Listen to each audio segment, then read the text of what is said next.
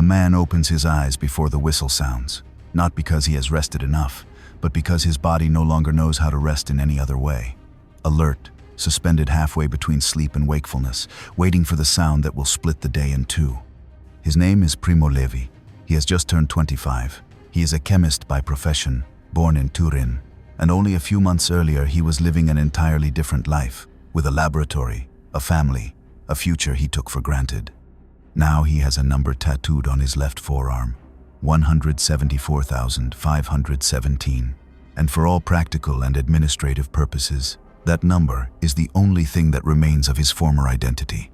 This is the complete account of 24 hours inside the Auschwitz complex, told through the experience of a single person on an ordinary winter day in 1944.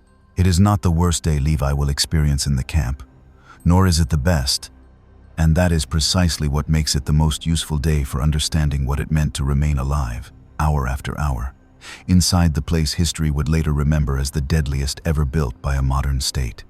It is only a few minutes before 4:30 in the morning. The barrack is dark except for a weak, flickering light bulb near the entrance. Around Levi, hundreds of men breathe with difficulty, cough without stopping, and shift restlessly on three-tier bunks made from rough, unfinished boards.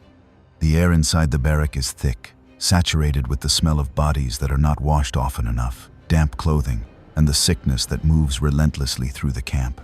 Levi shares his bunk with another prisoner, something common during the months of greatest overcrowding. On January nights, the shared body heat is one of the few genuine advantages of that forced closeness. The whistle sounds at 4:30. It is a sound that allows no ambiguity. In his memoir, written years later under the title Times If This Is a Man, Levi would describe that instant as the moment when the camp ceased briefly to be merely a place where one suffered and became a place where one had to act, because remaining still for even 1 second too long could have immediate consequences. The subcamp where Levi lives and works is called Buna, though its full administrative name is Auschwitz III, Monowitz. It lies about 7 kilometers from Birkenau and was built specifically to house the prisoners used as slave labor by the German company IG Farben at its synthetic rubber and fuel plant. Levi arrived there in February 1944 after being arrested in the Italian Alps as a member of a partisan group, betrayed, deported eastward on a journey lasting days with almost no water or food, and subjected to selection on the ramp at Birkenau, where part of his transport was sent directly to the gas chambers, while another part, including him, was classified as fit for work. Levi would later remember, with a precision that many other survivors were unable to achieve in their own accounts, the exact details of that first night on the ramp. The train had stopped in the middle of the night at a station whose name they could not see, and the doors of the freight cars had suddenly been thrown open onto floodlights that blinded them after days of almost total darkness inside the train. Dogs. Shouts in German that most of the Italian deportees could not understand. An SS officer, later identified by historians as one of the doctors who regularly carried out selections, pointing almost indifferently to the left or the right without stopping to look twice at each person who passed before him. Levi was 24 years old then, in relatively good physical condition, and was sent to the side that meant labor. His mother and sister, deported by a different route, would survive in hiding in Italy. Other members of his transport, including the elderly, children, and those who appeared too weak at first glance, were sent to the other side, and Levi would never see them again.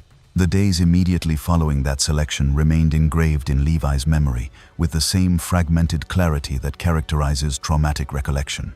The complete shaving of the body, performed with blunt razors by other prisoners forced to carry out the same task. The collective shower, alternating between freezing and scalding water with no real temperature control. And above all, the tattoo. Before all of that, however, there had been a moment Levi would later describe as the most disorienting part of the entire initial sequence, being issued the striped uniform and wooden clogs without any consideration for the actual size of the individual prisoner. Levi received trousers several sizes too large and a jacket that was tight across the shoulders. In the days that followed, he would discover that this was not an isolated administrative mistake, but the general rule of the system. Clothing was distributed without any attempt to fit the individual, because from the camp administration's point of view, the specific body of a prisoner was not a variable worthy of consideration. Levi would later have to improvise, using a piece of string he obtained, a way to keep the trousers around his waist. He did not yet know in those first days that this small makeshift adjustment would become one of dozens of daily problems. Any prisoner determined to survive had to learn to solve alone, without help, from the very first minute. A prisoner already experienced in tattooing, himself deported years earlier, held Levi's left forearm in one hand and with the other punctured the skin point by point using a needle attached to a small wooden handle, forming the 6 digits that from that moment onward would replace his name on every document, every list, every roll call in the camp. Levi later wrote that the physical pain of the tattoo, though real, was secondary to what it represented. The final confirmation that within that perimeter he would no longer be treated as a human being with a name of his own. Getting down from the bunk is the first physical challenge of the day. Legs swollen by the edema of starvation, common among prisoners who have already spent months in the camp, do not always respond immediately. Levi has been at Buna for several weeks and has learned the exact movement. Brace himself first with one arm, then climb down carefully so as not to fall onto the men sleeping on the lower tier. 15 minutes. That is all the time available between the whistle and the moment when everyone must be outside, lined up and ready for roll call. 15 minutes to climb down from the bunk, reach the latrines, try to urinate amid a line of dozens of men pushing against one another with no privacy, and return in time. The bloquelteste, the prisoner in charge of the barrack, moves between the bunks, shouting. He carries a stick and uses it without needing any justification. Levi would later write that speed was not an optional virtue inside the camp. It was the line separating the man who was struck from the man who was not, the prisoner who reached roll call on time from the one marked as slow, unreliable, a possible candidate for the next medical selection. The water in the communal basins is freezing. Soap is not part of the standard camp issue. There are no towels. Levi wets his face and hands as quickly as possible, a gesture with almost no real hygienic value, serving mainly to satisfy the appearance of order demanded by the SS during morning roll call. The striped blue and white jacket and trousers provide virtually no insulation against the Polish cold. Like every experienced prisoner, Levi has learned to wear beneath them any scrap of paper or extra fabric he has managed to obtain, provided it does not create too visible a bulge, because an unauthorized object discovered during an inspection can bring severe punishment. One of the obstacles Levi later identified, with the analytical precision that characterized his writing, as one of the most underestimated disadvantages to survival in the camp, was language. SS orders were given in German. Much of the internal hierarchy of capos and bloquelteste communicated in German, Yiddish, or Polish, 3 languages. Levi, like most Italian deportees, barely understood when he arrived. A misunderstood command, an instruction shouted too quickly to process through the language barrier, could result in an immediate beating, with no consideration given to the actual reason for the misunderstanding. Levi described the camp as a true Babel of languages in constant collision.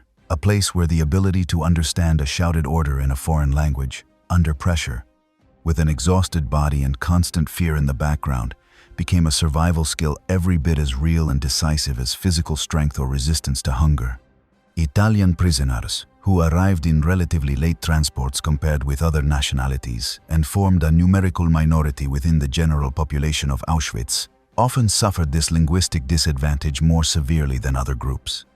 According to later historical estimates, it contributed to an especially high mortality rate among Italian deportees during their first weeks in the camp, before they managed to acquire the minimum vocabulary necessary for survival.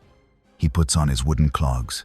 The constant friction of wood against the ankle, with insufficient socks, is one of the most common causes of wounds in the camp. Like most prisoners who have survived more than 2 months at Auschwitz, Levi has small abrasions on his heels that never fully heal because the daily work reopens them again and again. 5 in the morning, formation.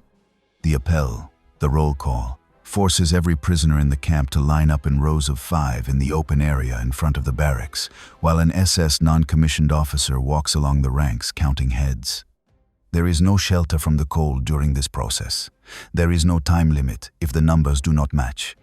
Levi would later describe winter roll call as the moment of the day when the body became the only possible object of attention. The cold passing through the thin fabric of the uniform, the pain in the feet inside the wooden clogs, the mind reduced to waiting, unable to do absolutely anything except wait while someone else decided how long that waiting would last. That morning the numbers match without incident. There had been days when they did not. Days when the body of a prisoner who had died during the night had to be dragged outside and placed in formation so that the total would correspond with the administrative records. Because the SS counted the dead with the same bureaucratic precision with which they counted the living. That day, however, the numbers match quickly, and the formation is dismissed after barely 40 minutes, a length of time that within the perverse logic of the camp was considered good fortune. After roll call comes what the camp administration calls breakfast, with an irony no prisoner failed to notice. A lukewarm, dark liquid bearing no real resemblance to the coffee its name suggests. Levi drinks it quickly before it grows colder, because the momentary warmth, however slight, is itself a relief in the morning cold. There is nothing solid at that moment. The day's bread ration, between 250 and 300 grams of dense, dark bread, is sometimes distributed then and sometimes later, depending on the blokelteste. That irregularity forms part of a broader mechanism of control. Not knowing when the next ration will arrive prevents planning, and the inability to plan keeps each prisoner focused only on the minute immediately ahead. That day, the bread is distributed before the march to Buna. Levi now faces a decision repeated every morning and never any less difficult. Eat the bread immediately, using the calories before the hardest hours of work, or save part of it for later, risking theft during the day. Like many experienced prisoners, Levi has learned to divide the bread into portions and hide them in different places in his clothing. A strategy that reduces, though never eliminates, the risk of losing everything at once if someone tries to steal it. At 6 in the morning, the column of prisoners assigned to the Buna work details begins moving. The journey between Monowitz and the I.G. Farben industrial plant covers several kilometers on foot, in columns of 5, under the watch of armed guards. Levi would later describe that morning march as one of the few moments of the day when, despite the cold and exhaustion, there remained a small amount of mental space to think about something other than immediate survival in the next minute. While walking, without a foreman standing only centimeters away, some prisoners managed to exchange a few barely audible words with the man beside them. Not about the camp, about what had existed before. The names of streets, restaurants, university courses. A minimal way of reminding themselves that before arriving there they had existed as something more than a number. The Buna plant appears on the horizon as a gray mass of metal structures, cooling towers, and pipes crossing the sky in every direction. Levi would describe it in his testimony as a place that denied any possibility of beauty, a tangle of iron, concrete, mud, and permanent smoke. The company operating at I.G. Farben, Germany's largest chemical conglomerate, pays the SS a daily fee for every prisoner used as labor, roughly 3 Reichsmarks for an unskilled worker, somewhat more for a skilled one. According to historical calculations reconstructed after the war, the life expectancy of a Jewish prisoner assigned to work at Buna was approximately 3 or 4 months.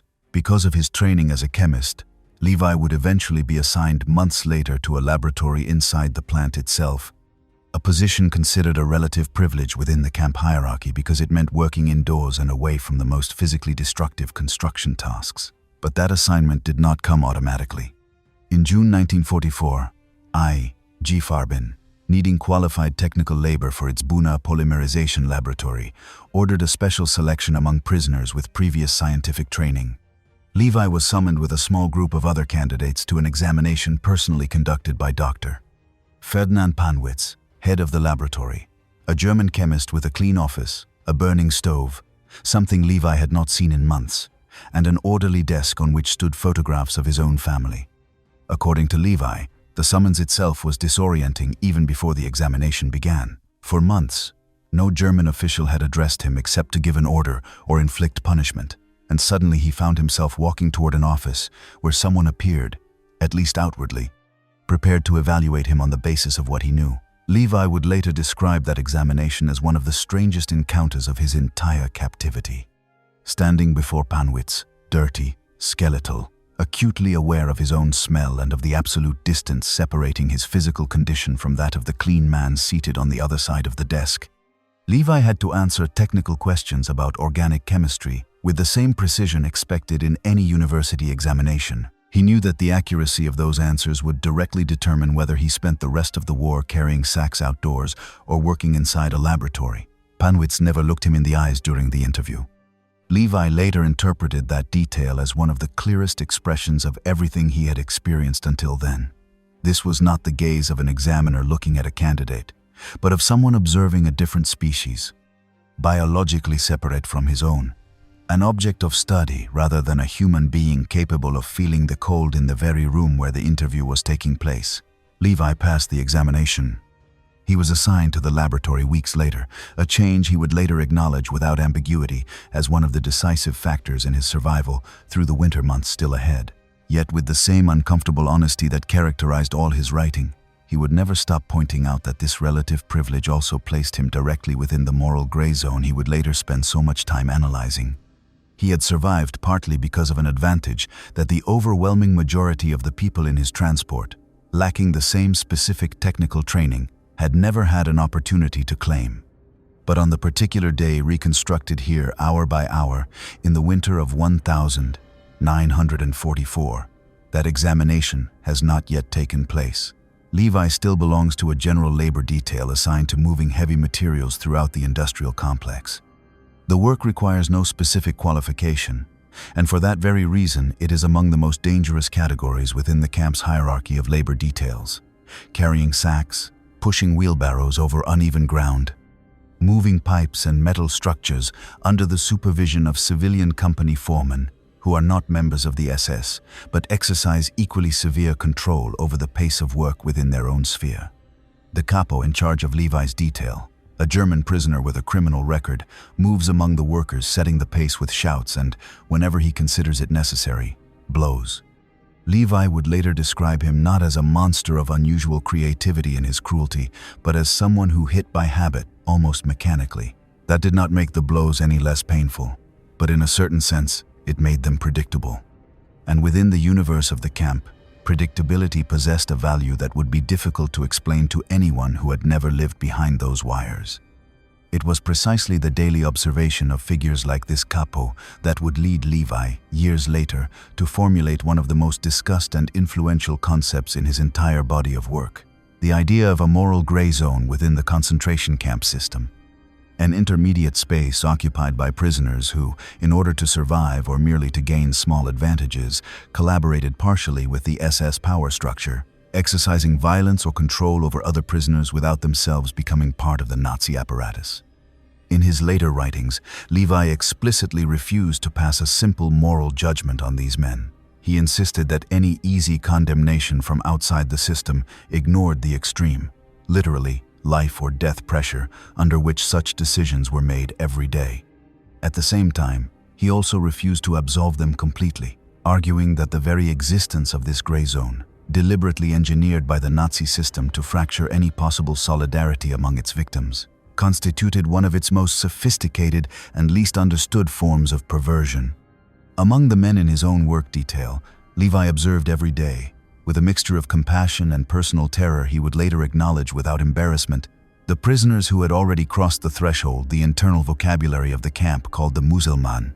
Levi described them in his book with one of the most frequently cited images in the literature of the Holocaust.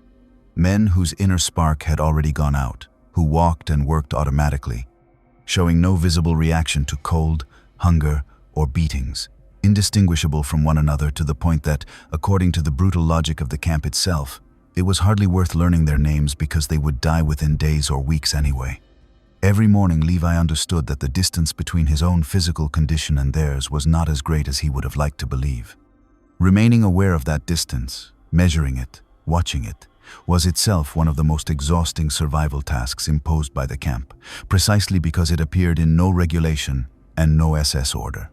It was a battle each prisoner fought entirely alone, inside his own mind, while his body continued carrying sacks.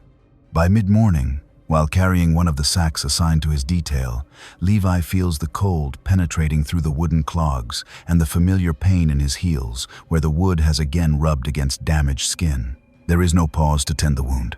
Stopping without an obvious reason, even for a few seconds, can attract the attention of a foreman, and the attention of a foreman is never good news at Buna.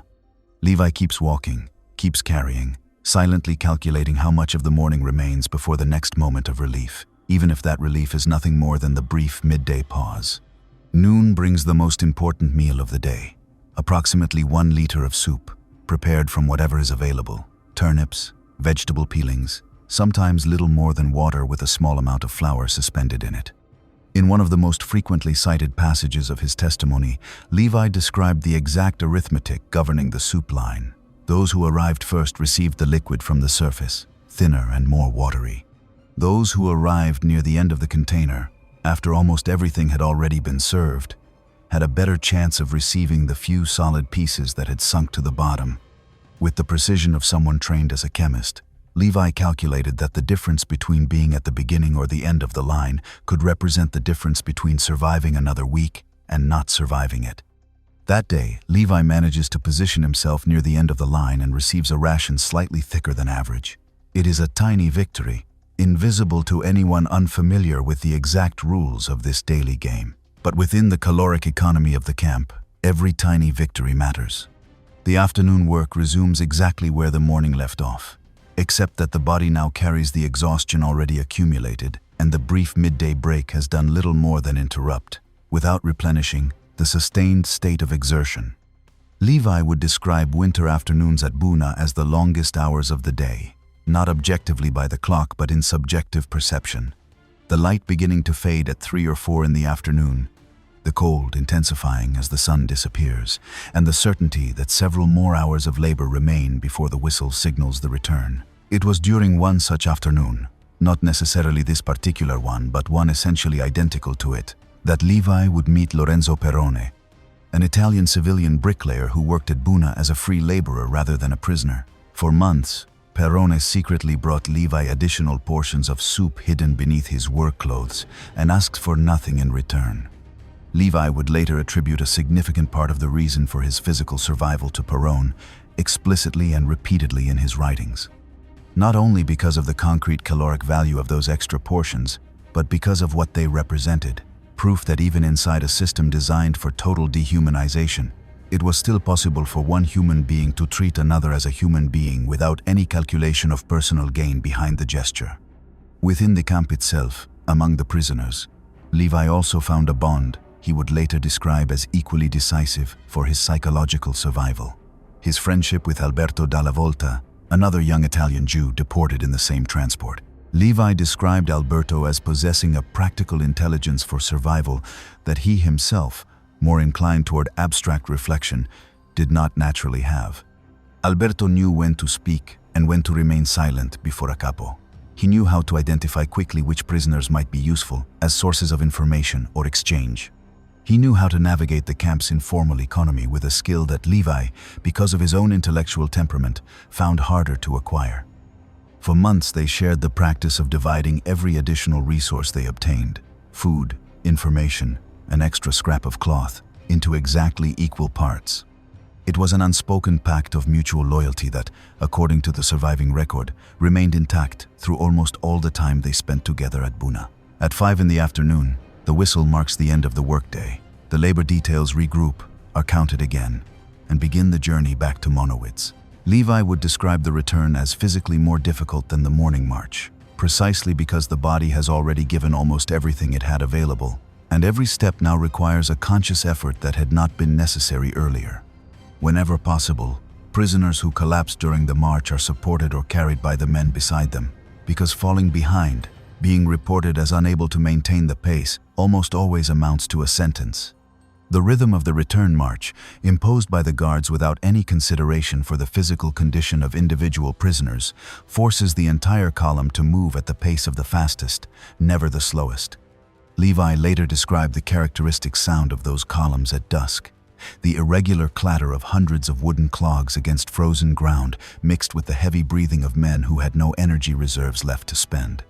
Decades later, he would still recognize that sound instantly in any remotely similar context, the noise of exhausted footsteps on a hard surface returning him without warning to the road between Buna and Monowitz. Back in the camp, the evening roll call repeats the same logic of motionless waiting as the morning one, with the additional fact that in many ways it is feared even more. This is when the SS imposes punishments for infractions observed during the day. Levi would describe the public floggings administered during evening roll call as one of the most effective mechanisms of control in the entire system. not merely because of the physical pain inflicted on the person being punished, but because of the emotional conditioning imposed on all the other prisoners who were forced to watch without showing any visible reaction, under threat of becoming the next target themselves. That particular evening, roll call includes one of these punishments. A prisoner accused of trying to steal food from the work detail's kitchen during the day is tied to a wooden bench placed in front of the entire formation while an SS officer counts aloud the blows delivered with a cane. Levi, standing in line with the rest of his barrack, keeps his eyes fixed straight ahead without looking away, because averting his gaze, showing any visible reaction of horror or compassion, could be interpreted as insubordination. He later wrote that this exercise in forced immobility, sustained minute after minute while the blows continued, was in some respects as psychologically exhausting as any physical task of the day, precisely because it required the deliberate, conscious suppression of the most basic and human emotional response to another person's suffering. After roll call comes dinner. When there is dinner, another ration of bread, sometimes with a trace of margarine, distributed irregularly according to the blockhelteste's discretion. Then comes the closest thing the camp offers to free time, 30 to 45 minutes before lights out, a fragment of the day not completely regulated by whistles or direct surveillance. It is also during this narrow margin of time that what Levi described in his book as the camp's parallel economy comes alive, an informal trading system he analyzed with the almost professional curiosity of a scientist observing a natural phenomenon. Handmade spoons fashioned from scraps of metal, buttons, thread, any object stolen from the warehouse of confiscated possessions known as Canada at Birkenau, circulated through Buna in exchange for bread or cigarettes, the true and most stable currency in the system.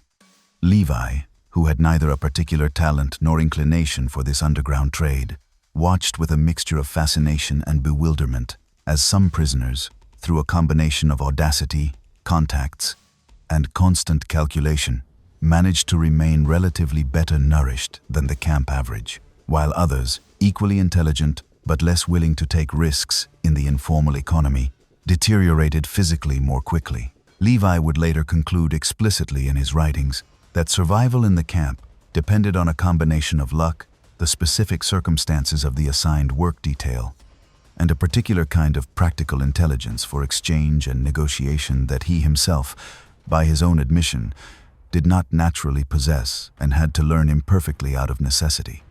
On more than one occasion documented in his own testimony, Levi used those minutes to speak with other prisoners who had technical or scientific training, discussing problems of physics or chemistry as though they were still at a university. He later described this as a deliberate attempt to keep alive a part of the mind that the camp was systematically trying to extinguish. The most famous episode in his entire book did not take place during the evening free time, but at midday on another day during this same period, while he was walking beside a young French work companion, Jean Samuel, to the place where they were to collect the day's soup ration. Almost without planning it, Levi decided to try to translate for him into French a passage from Canto XX Fi of Dante's Time's Inferno, the section in which Ulysses urges his companions not to surrender before the unknown despite age and exhaustion. Levi had known those verses by heart since secondary school in Turin, and yet, walking through the mud of Buna, he discovered with anguish that he could not remember one of the central passages in full, a gap in memory he later described as a form of physical pain almost comparable to hunger. He would have given, he wrote, his entire soup ration for that day in exchange for being able to remember the exact line that escaped him. That effort, sustained during the few minutes it took to reach the soup depot, condensed something Levi would only fully articulate years later, after liberation, the culture acquired in his former life. Poetry, memorized in a classroom in an Italy still at peace, was not an irrelevant luxury beside the immediate need for physical survival. It was one of the last defensible frontiers against the systematic destruction of identity the camp imposed on every prisoner, hour after hour, without pause. To remember, even imperfectly, even for only a few minutes before the soup line once again demanded his full attention, was itself an act of resistance that left no visible mark in any administrative record of the camp.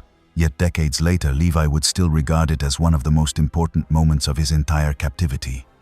Jean Samuel, the young Frenchman to whom Levi tried to translate those verses, also survived the camp. After liberation, he and Levi maintained a friendship for decades through correspondence and occasional meetings in different parts of Europe. Samuel, whom Levi had nicknamed Piccolo in the camp because of his role as messenger for the work detail, later admitted in interviews given in old age that he barely remembered the exact verses of Dante Levi had tried to convey that day. What he remembered with total clarity was the intensity with which Levi had struggled to recall them, and the shared feeling that for a few minutes they had touched something the camp had not managed to take entirely away. At 9 at night, the lights out signal orders every prisoner back to his bunk. Levi lies down with his entire body aching, hunger still present despite the soup and bread of the day, calculating as he does every night whether the cold will allow him to sleep for more than 3 or 4 uninterrupted hours before his body wakes on its own, without any whistle, demanding a different position, some movement that might slightly relieve the accumulated pain in his legs and back. Sleep, when it comes, is not rest in any sense recognizable outside the camp. Levi described the recurring nightmares of those years as one of the strangest and most persistent experiences of his captivity. Again and again, he dreamed that he had returned home to Turin, that he was seated at the family table telling his loved ones everything he had experienced, and that no one listened. The conversation around him continued normally as though he were not speaking, as though his words had no weight and no power to be heard by anyone. Decades later, Liberated, back in Italy, already published as one of the 20th century's most widely read witnesses to the camps, Levi would confess that this specific dream, the dream of speaking without being heard, continued to visit him regularly long after the camp itself had ceased to exist. Over time, the dream became especially disturbing to Levi for another reason, one he would not fully understand until after the war. When he compared his own nightmares with those of other survivors, he discovered that the exact scene, the family table, the ignored testimony, the indifference of people listening without truly listening, recurred almost identically among dozens of former prisoners from different camps, interviewed independently at different times and places. In some of his later writings, Levi wondered whether this shared dream had somehow anticipated something that would indeed happen after liberation. The real and repeatedly documented difficulty much of post-war European society had in listening fully and consistently to the testimony of camp survivors.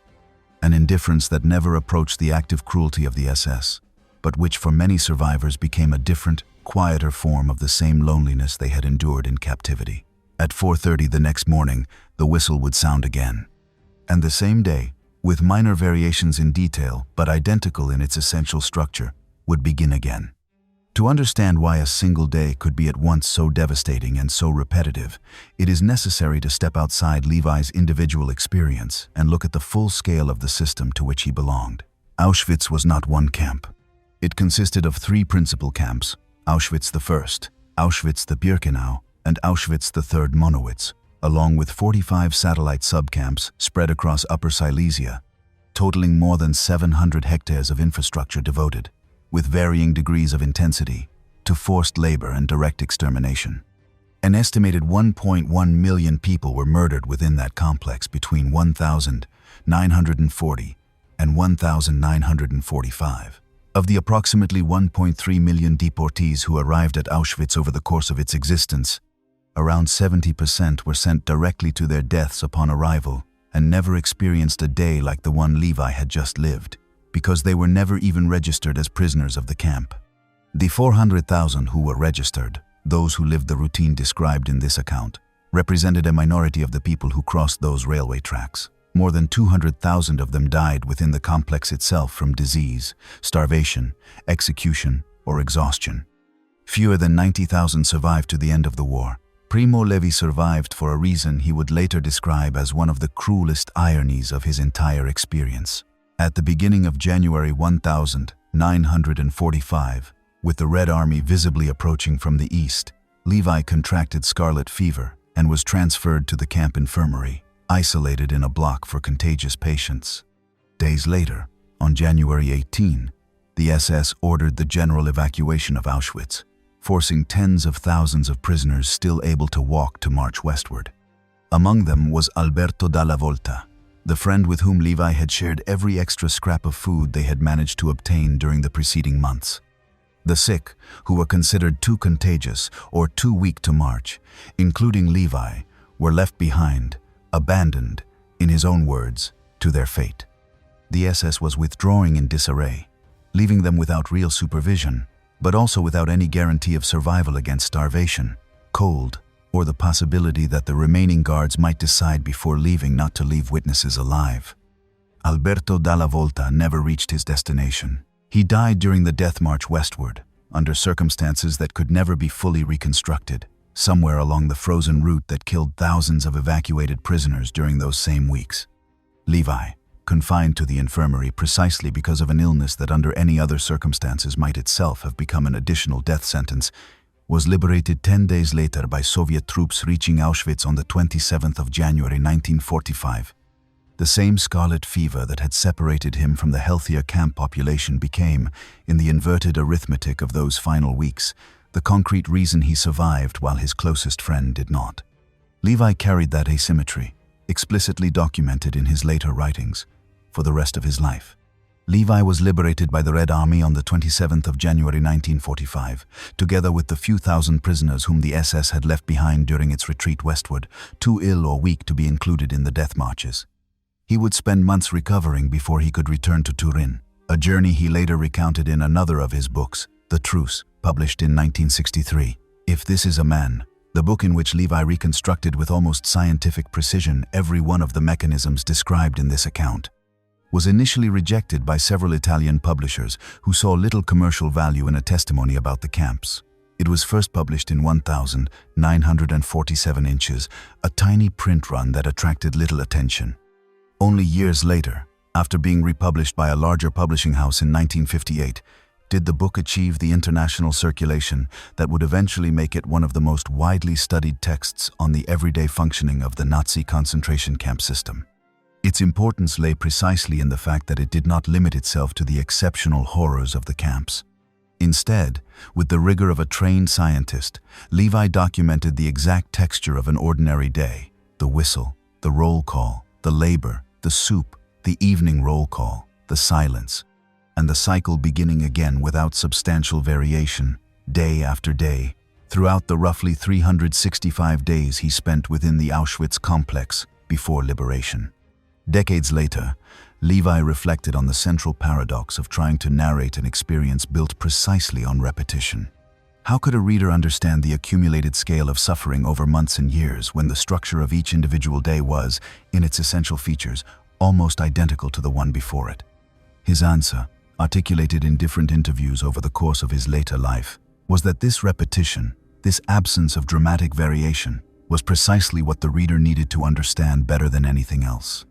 The horror of Auschwitz did not exist only in moments of extreme and visible violence, in selections, executions, or gas chambers operating a few kilometers away. It existed in the way that horror became, for those living it day after day, the ordinary and monotonous texture of existence itself. Levi insisted in more than one interview that describing a single day in the greatest possible detail communicated this central truth better than any abstract attempt to summarize 365 days that were almost indistinguishable from one another. In one of his final books, published in 1986 under the title Times, The Drowned and the Saved, only a year before his death, Levi returned to this paradox from an even greater distance. He proposed a distinction that would become one of the most influential conceptual tools for understanding the concentration camp experience from outside. The line separating the drowned. The line separating the drowned. Those who surrendered completely before the system and lost all capacity to react, from the saved, those who, through some combination of luck, circumstance, and sometimes morally questionable decisions, managed to survive. With an honesty many readers found disturbing, Levi insisted that the true, complete witnesses to what had happened at the bottom of the system, those who had reached the absolute limit of dehumanization, were precisely the people who had not survived to tell it. Any account written by a survivor, his own included, was necessarily partial and incomplete, told from the relatively more fortunate side of a line he would never stop regarding as arbitrary. Other prisoners who shared the same daily routine with Levi at Buna, though assigned to different work details, left testimonies confirming from slightly different angles the same essential structure of the day. Elie Wiesel, also deported to Monowitz in 1944 from Hungary with his father, would describe in his own memoir, later published under the title Times Night, the same sequence: whistle, roll call, march to the industrial plant, exhausting labor, watery soup, return, evening roll call, nighttime silence. The specific details of his experience differed, but the general architecture would have been unmistakably familiar to anyone who passed through Buna during those months. Wiesel, who was only 15 when he arrived, also described a dimension of that daily routine that Levi, already an adult and without immediate relatives inside the complex, did not experience in the same way. The additional anguish of sharing every workday with a father whose health visibly deteriorated from week to week, while being almost completely unable to offer him meaningful help within a system that punished attempts to protect another prisoner as harshly as any other violation. Wiesel survived. His father did not. That specific loss, unfolding within the same rhythm of whistles and roll calls, reconstructed here through Levi's experience, adds another layer to what it meant for thousands of families deported together to live day after day within the same structure, knowing that any one of those days might be the last they would share. What distinguished each prisoner's experience within this common architecture was above all the narrow margin created by individual circumstance. Assignment to a work detail that happened to be somewhat less lethal. Occasional access to an extra source of calories like the one Lorenzo Perrone provided to Levi. The presence or absence of a solidarity network within the barrack. The particular physical resistance of each body to accumulated cold and hunger. None of these factors guaranteed anything. All of them, combined differently for each person, determined whether a day like the one described here became merely another link in a chain that would continue for months, or whether it became, without anyone knowing beforehand, the last. The gas chambers of Birkenau, only a few kilometers from the work detail where Levi spent his days at Buna, were operating during those same months of 1944 at a rate that, during the mass deportation of Hungarian Jews between May and July, reached several thousand people per day. Levi knew they existed, as every prisoner in the complex did, although precise knowledge of how they operated varied according to how close each work detail was to the extermination infrastructure itself. Prisoners working nearer Birkenau would later describe the smell of smoke from the crematoria with a precision Levi, from the relative distance of Buna, could not share in the same detail. But he knew, in a general and unavoidable way, what that smoke meant. Only a few kilometers from where Levi carried sacks during that same winter of 1944, tens of thousands of women lived a parallel version of the same daily routine in the women's sector of Birkenau, subjected to the same whistle, the same endless roll call, the same watery soup distributed according to the same cruel arithmetic of who reached the line first and who reached the bottom of the pot. Their work details included construction tasks as physically devastating as those at Buna, as well as work connected to industrial production within the wider camp system. Levi had no direct contact with that part of the system, separated from Monowitz by kilometers of fencing and by the strict gender segregation maintained by the SS across the complex. But he knew, as any prisoner with months of experience at Auschwitz knew, that the essential structure of the day he himself was living, the whistle, the roll call, the labor, the soup, the silence, was being repeated almost identically, with variations determined by gender and work assignment across every part of that 700-hectare complex. That coexistence, an exhausting but relatively ordinary workday unfolding only a few kilometers from an industrial extermination machine operating at full capacity, would become for Levi and many other survivors one of the most difficult aspects to explain after the war to those who had never lived inside the system. It was not that horror and routine existed in separate compartments. It was that horror had become, for those surviving from one day to the next, the routine itself, indistinguishable from it, present in every whistle, every roll call, every ration of soup, calculated down to the final gram. When Levi was finally liberated in January 1945, he weighed, according to his own later estimate, little more than 40 kilograms. He had spent approximately 365 days within the Auschwitz complex, every one of them built around the same essential structure described in this account. At the time, small variations could seem enormous. The difference between thicker or thinner soup, between a foreman in a relatively tolerable mood and one who was especially cruel that particular day. Viewed together from the distance of years, however, they revealed the brutal uniformity of a system designed precisely so that no day offered anything substantially different from the one before it, except the increasingly fragile certainty of having survived another 24 hours. In the years after returning to Turin, Levi resumed his profession as an industrial chemist, working for decades in a paint factory while writing. During the hours his job left free, the books that would eventually make him one of the 20th century's most frequently cited voices on the concentration camp experience. He did not devote himself exclusively to writing until the 1970s, nearly 30 years after liberation. He explained that decision as the result of two simultaneous needs.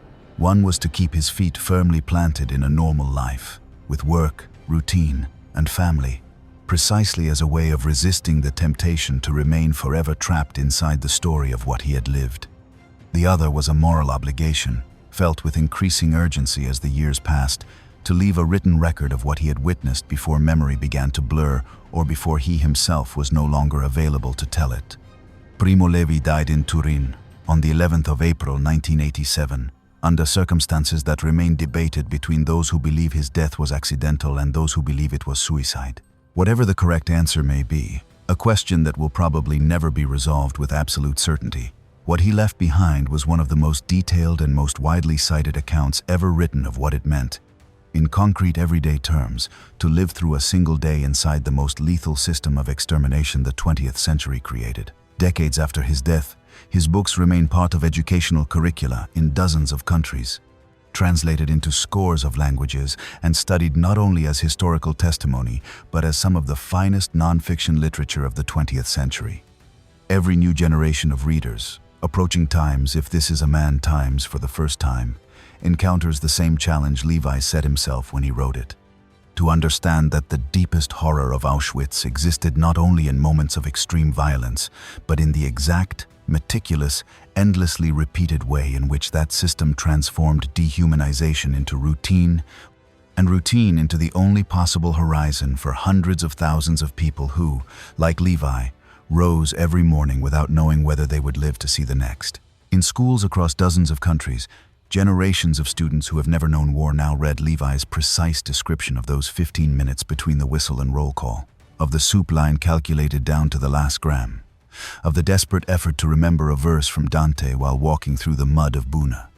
And every time one of those students closes the book and understands for the first time that the day described in such detail was not an exception, but the norm repeated through 365 consecutive days, the ultimate purpose that drove Levi to write, against every publishing obstacle, against his own exhaustion, against the full weight of what he had lived, is fulfilled once again, decades after the final whistle of that routine faded forever over the frozen remains of Auschwitz.